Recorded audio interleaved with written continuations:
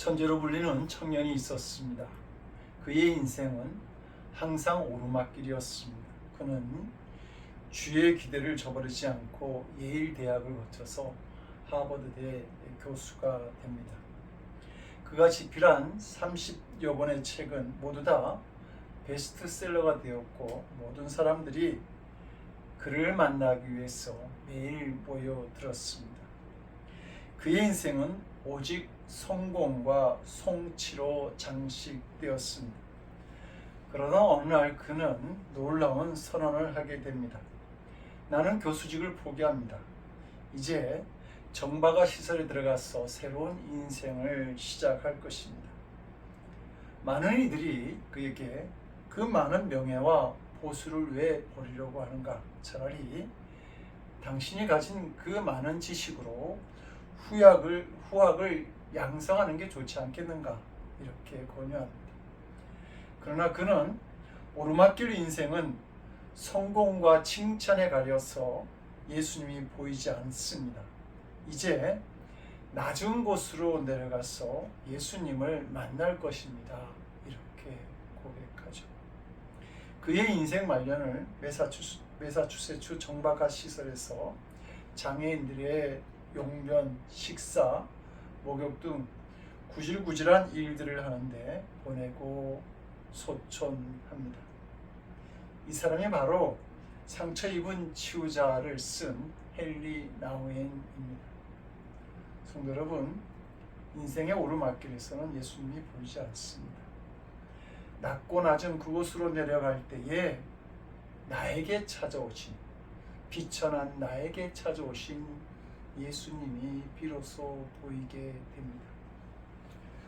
오늘 우리가 봉독한 본문은 마리아가 자신을 통해서 메시아가 세상에 오실 것이라는 소식을 듣고 기뻐하며 찬양한 내용입니다. 이 마리아의 찬양 속에서 성탄절의 의미가 무엇이며 예수님께서 왜 우리에게 오셨는가를, 그 목적을 잘 알게 됩니다. 그녀는 51절, 53절에서 이렇게 노래하죠. 그의 팔로 힘을 보이사 마음의 생각이 교만한 자들을 흩으셨고 권세 있는 자를 그 위에서 내리치셨으며 비천한 자를 높이셨고 줄이는 자들을 좋은 곳으로 배불리셨으며 부자는 빈손으로 보내셨도다. 이 말씀은 예수님께서 앞으로 어떤 일을 하실 분인가 하는 것을 잘 나타내주는 예언의 말씀입니다. 이런 데 있어서 예수님은 혁명가입니다. 이 말씀대로 예수님은 반드시 세상에서 정신적이며 정치적이고 경제적이며 사회적인 혁명을 만들어 가시는 분입니다. 이런 변화와 혁명을 통해 예수님은 이 세상을 구원하시려고 하시는 것이죠. 예수님의 혁명은 이 세상의 온갖 죄와 불의와 불평등과 모순이 다 사라지는 것입니다. 그래서 예수님의 탄생은 이 세상에서 고통당하는 모든 사람들에게 구원의 기쁜 소식이 되는 것입니다. 물론 이 세상에서 높임을 받고 배불리고 잘난치 않은 사람들에게는 무서운 심판의 선언이기도 합니다. 그래서 권세 있는 자를 내리치시는 예수님은 자신의 심판에 대해서 말씀하실 때에 요한복음 16장 11절에서 심판에 대하여라 하면 이 세상 임금이 심판을 받았음이라고 말하고 있습니다.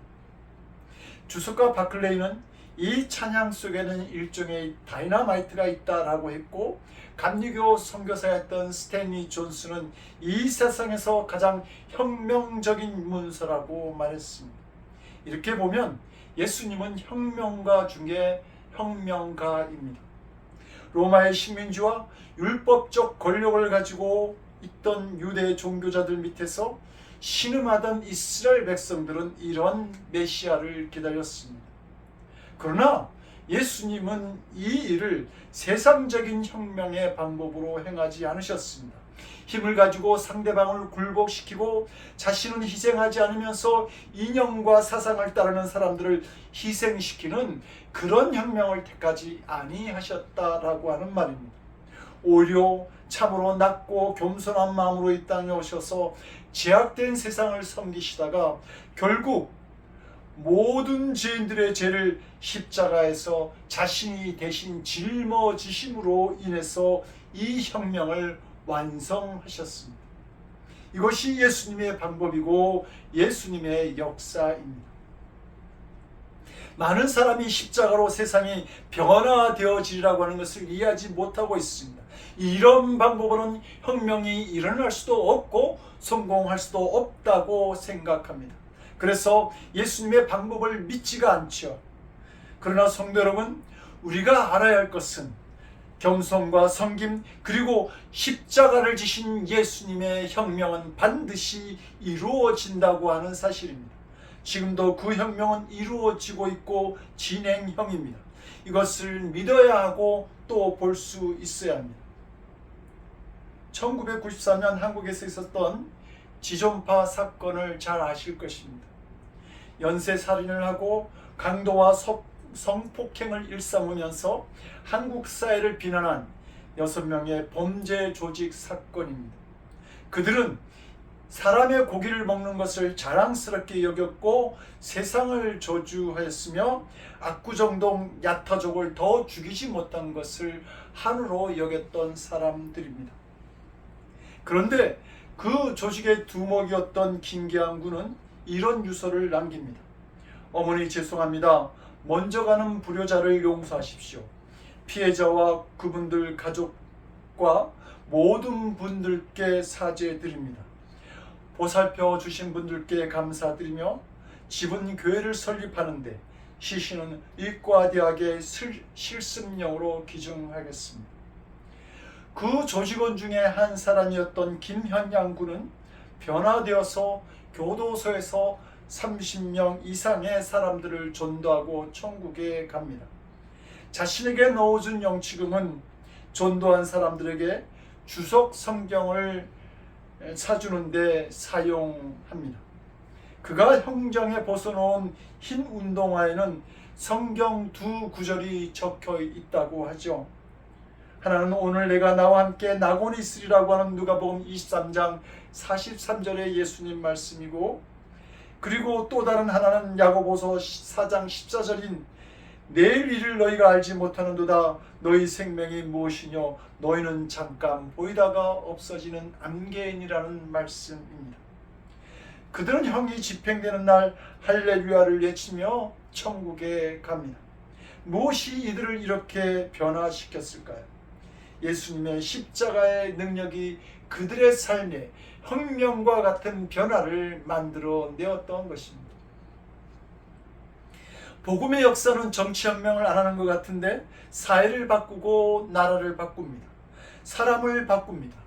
전도를 할 때에 혁명이 이루어집니다. 이 혁명은 진짜입니다. 사람의 중심을 바꾸어 놓기 때문이죠. 아무리 혁명을 해서 제도를 바꾸고 법을 바꾸고 사람이 바뀌어진다 해도 죄인인 사람들의 마음의 중심이 바뀌어지지 않으면 아무런 소용이 없는 것입니다.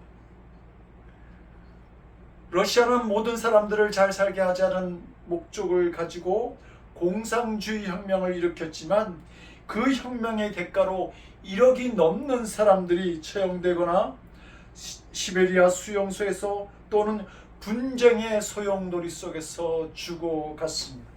이 숫자는 1, 2차 세계대전에 죽은 사람들 숫자보다 더 많은 숫자라고 합니다.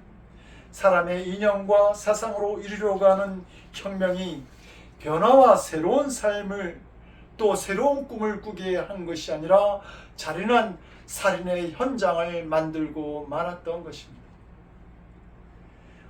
우리가 세상에 혁명을 가져오게 될 예수님의 탄생에서 주목하게 되는 것이 두 가지가 있습니다.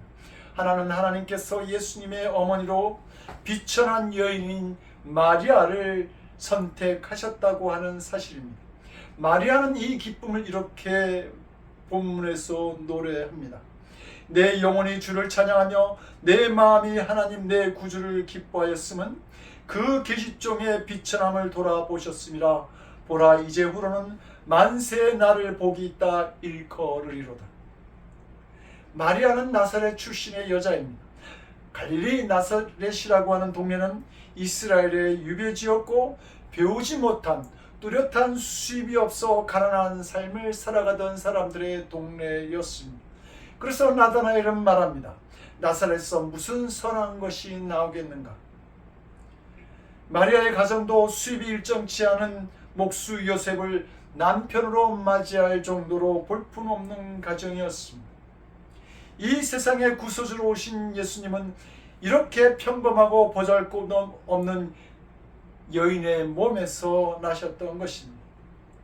그 다음 우리가 주목하게 되는 것은 예수님의 탄생의 장소가 짐승들이 먹고 자는 마구간에서 일어났다고 하는 사실입니다. 이 세상의 구주가 되시는 예수님은 사람들에게서 외면당한 마구간에서 출생하셨습니다.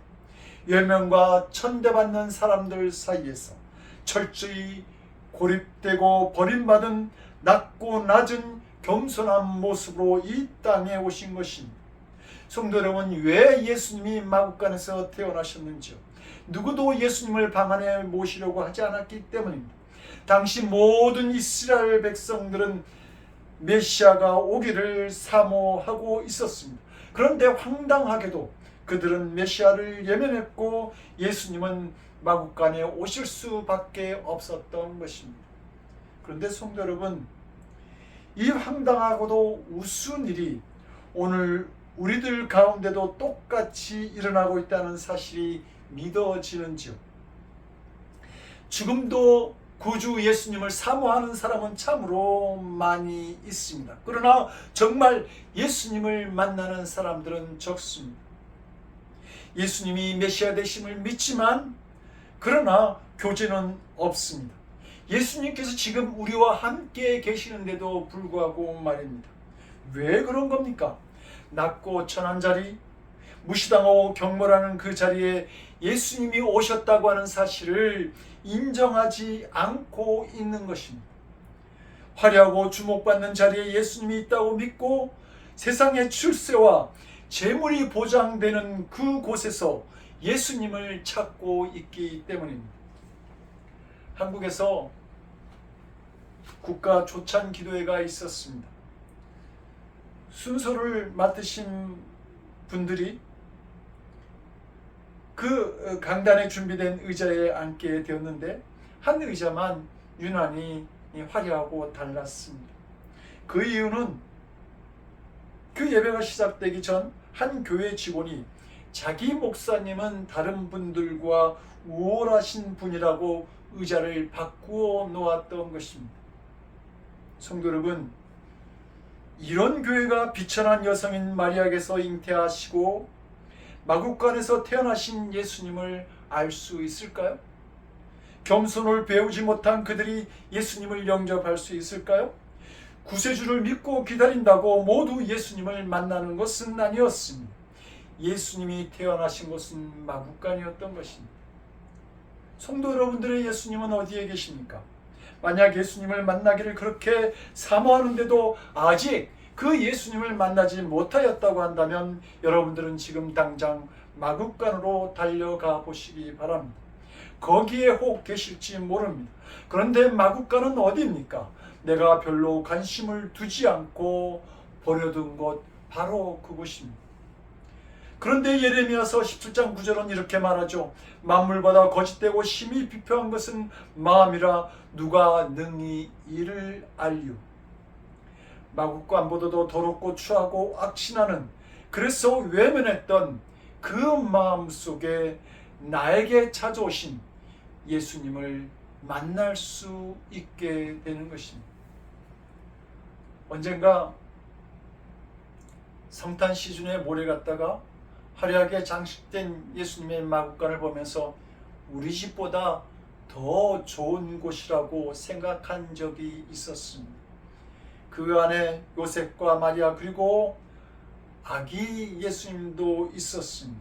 우리는 혹 예수님이 오신 마구간이 이렇게 화려하고 아름다운 곳이라고 생각하고 있지는 않은지요. 그래서 화려한 곳에 그 장소에 예수님이 오신다고 생각하고 있지 않은지는 모르겠습니다. 제가 어릴 적 살던 동네에는 마구간이 있었습니다. 그 말은 뒤에 달구지를 달고 연탄을 배달하고 있었습니다. 큰 재산이었던 이 말을 주인은 끔찍히 사랑했고, 그래서 자주 바닷가에 데리고 가서 씻어주기도 하고, 자주 마구간을 청소하고 구이에 먹이를 주기도 했습니다. 그러나 그렇게 잘 돌본다고 해도 그 마구간 주위에 가면 벌써 엄청난 냄새가 나고 있었습니다.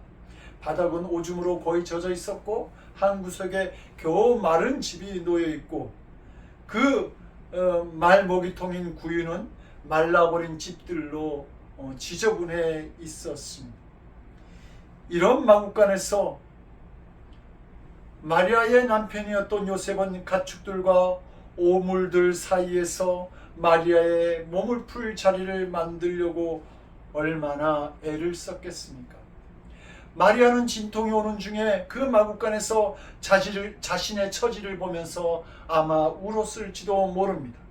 지저분한 집들이 듬성듬성 묻어있는 구위에 자신의 첫 아기를 내려놓으면서 무능한 남편을 원망했을지도 모르죠. 우리는 낮고 천하게 스스로 낮아서 오신 예수님을 아직도 제대로 이해하지 못하고 있습니다. 빌립보서 2장 5절에서 8절은 이 땅에 오신 예수님의 마음을 이렇게 가르치고 있습니다. 너희 안에 이 마음을 품으라. 곧 그리스도 예수의 마음이니 그는 근본 하나님의 본체시나 하나님과 동등될 것으로 여기지 아니하시고 오히려 자기를 비워 종의 형체를 가져 사람들과 같이 되었고 사람의 모양으로 나타나셨으며 자기를 낮추시고 죽기까지 복종하셨으니 곧 십자가에 죽으심이라. 하나님과 같으신 분이 자신을 종으로 낮추셨고 죽기까지 복종하셔서 십자가에 죽으셨습니다. 예수님은 그런 마음을 가지신 분이었습니다. 성도 여러분, 우리의 마음은 어떻습니까? 우리의 마음이 문제 아닙니까? 우리는 겸손을 모릅니다. 우리의 마음은 부자 되기만을 바라고 다른 사람들보다 더 잘 나가기만을 바라고 철저히 세상 기준으로 성공하기만을 바랍니다. 그런데 우리가 이런 마음을 가지고 산다고 한다면, 우리가 예수님을 사모한다고 하지만 사실은 마음으로부터 그 예수님을 배척하면서 신앙생활하고 있는 것입니다. 성도 여러분, 예수님께서 우리의 구원을 위해서 사람의 몸을 입고 이 땅에 오셨을 때 우리 인간이 그 주님께 드렸던 것은, 그 예수님께 드렸던 것은 고작 냄새나는 구유밖에 없었습니다. 그래서 어떤 신학자는 말하기를 우리 인류를 위해 구원하러 오신 하나님의 아들에게 우리 인류가 최초로 준 선물은 구유였으며 마지막으로 준 선물은 십자가였다라고 말합니다. 지금은 어떤지요? 오늘 우리 집 문 앞에 예수님을 해산하려고 남루한 요셉과 마리아가 온다고 한다면 우리도 영락없이 마구간으로 그들을 몰게 낼 것은 뻔한 일일 것입니다. 유대인들, 특히 바리새인들은 누구보다도 약속의 메시아를 기다렸던 사람들이지만 정작 예수님께서 오시니 마구간밖에는 드리지 못했고 나중에는 예수님을 십자가에 못 박는 자들이 되었습니다. 낮은 곳으로 찾아오신 예수님과 그들의 마음이 너무나 달랐기 때문입니다. 우리가 유리 앞에 서 있으면 유리 너머에 있는 모든 것을 볼 수 있지만 거울 앞에 서 있으면 자기 얼굴만 보게 됩니다. 둘의 공통점은 유리로 만들었다는 것이고 차이점은 유리 뒤편에 덧칠을 하였느냐 안 하였느냐라고 하는 것입니다. 덧칠을 하면 유리 넘어 있는 것은 보이지 않고 자기 자신만 보게 되는 것이죠. 우리는 교만이라고 하는 덧칠을 하면서 살아가고 있지는 않습니까? 그래서 예수님은 보이지 않고 나만 생각하며 나의 유익과 자랑을 위해 달려가고 있지 않은지는 모르겠습니다. 성도 여러분, 우리는 나는 천성적으로 교만하다고 인정할 수 있어야 합니다. 이것이 인간이 타락한 원인이고 모든 인간이 가진 죄의 뿌리의 근원이 되는 것입니다. 우리는 모두 높은 곳만 바라보고 있지 않습니까? 우리는 세상에서 성공하고 잘 되는 그곳에서만 예수님 만나기를 원합니다. 물질 축복을 쏟아 부어주시는 그곳에서만, 장사가 잘 되고 출세하는 그 자리에서만 예수님을 만나려고 하고, 또 그곳에서 예수님을 만날 수 있다고 우리는 믿고 있습니다. 그런데 우리가 잘 사는 사람, 옷 잘 입는 사람, 많이 배운 사람, 지위 높은 사람, 인기 있는 사람만을 바라보고 있는 그 사이에 예수님은 쓸쓸하게 우리 곁을 지나가고 계시는 것입니다. 그래서 예수님을 만나고도 또 못 만난 것입니다. 이것이 오늘 많은 성도가 예수님에 대해 겪는 체험이고 겪는 갈등들입니다. 예수님을 만나고자 하는 열망은 분명히 있지만 우리가 예수님의 마음과 얼마나 다른 마음으로 살고 있는지를 깨닫지 못하고 있는 것입니다. 예수님의 제자들도 처음에는 예수님 덕으로 출세해보려는 인간적인 욕망으로 가득 찼었습니다. 그것 때문에 많이 싸우고 갈등도 겪게 되죠. 그래서 예수님은 마지막 만찬 때에 선생이 제자들의 발을 씻어주는 모범을 제자들에게 몸소 친히 보여주어야 했습니다. 그리고 너희들도 이와 같이 하라고 당부까지 하셨습니다. 서로 낮아지려고 하고 서로 남의 발을 씻기고 더욱이 자신보다 못한 자를 섬기는 일을 기꺼이 하고자 하는 마음을 갖는 것은 예수님을 만나려고 하고 그 예수님과 동행하고자 하는 사람들에게 무엇보다도 필요한 마음입니다. 교회가 1년 중에 가장 큰 시험에 드는 시간이 바로 연말이라고 말하죠. 왜냐하면 교회 여러 조직에서 일꾼들을 선축하고 임원을 뽑을 때에 예수님께 드려야 될 열매는 생각하지 아니하고 자신을 과시하려는 화려한 꽃이 되고자 하는 사람들이 우죽순 앞으로 나아오기 때문입니다. 주님은 이 세상에서 높아지려고 하지 말라고 그렇게 했는데도 불구하고 우리의 마음은 그렇지 않은 것입니다. 예수님을 모신다고 하는 것은 예수님의 마음과 같아지려고 하는 자세를 가지는 것입니다. 그때 비로소 영접할 수 있게 되는 것이죠. 그리고 예수님을 영접한다라고 하는 것은 예수님의 영과 마음이 우리 안에 찾아오시는 것을 말합니다. 예수님을 영접했다고 하면서 그 예수님의 영과 마음이 우리 안에 충만하지 않으면 이 영접이라고 하는 말은 모순인 것입니다. 예수님을 영접했으면 이전에 내 마음이 없던 예수님의 사랑, 겸손, 평안, 낮아짐, 오래 참음과 같은 열매들이 내 안에 나타나야 합니다. 만약 예수님을 영접한다고 하면서 예수님의 마음을 거부하게 되면 내가 예수님을 주인으로 모시지 않고 종으로 부리려고 하는 것이 될 뿐입니다. 지난주 목요일 교계신문에 코로나로 모임은 회복되었지만 교인 수는 계속해서 감소되어지고 있다라고 하는 기사가 실렸습니다. 어떤 분은 부흥은 하나님의 일인데 왜 부흥하지 않냐고 하나님의 역사를 불신할지 모르겠습니다. 그러나 이 일도 하나님이 살아계시게 나타나는 일들입니다. 예수님의 마음을 잃어버린 교회가 부흥되는 것이 오히려 이상하지 않습니까? 전도는 예수님의 마음을 나누는 일입니다. 그런데 전하는 자에게 예수님의 마음이 없다고 한다면 온전한 전도가 이루어질 수 없습니다. 예수님의 마음을 잃어버린 교회에 사람들이 모이는 것이 더 이상한 일이 아닌지 모르겠습니다. 성도 여러분, 마음이 온유하고 겸손할 때 주님이 찾아오십니다. 그리고 그 마음을 가진 자를 반드시 축복하십니다.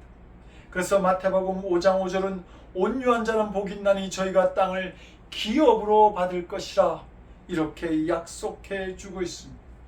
다윗은 자기를 죽이려고 하는 사울 왕을 끝까지 죽이지 않고 살려주었을 때에 하나님께서 그를 왕으로 세워주셨습니다. 이때 다윗의 마음은 하나님께서 그를 죽이지 말라고 하셨기에, 하나님께서 미워하지 말라고 하셨기에 라고 하는 그 마음을 다윗은 가지고 있었던 것입니다. 다윗은 골리앗과 싸워 이길 수 있었지만 싸울 때가 따로 있었던 것이죠.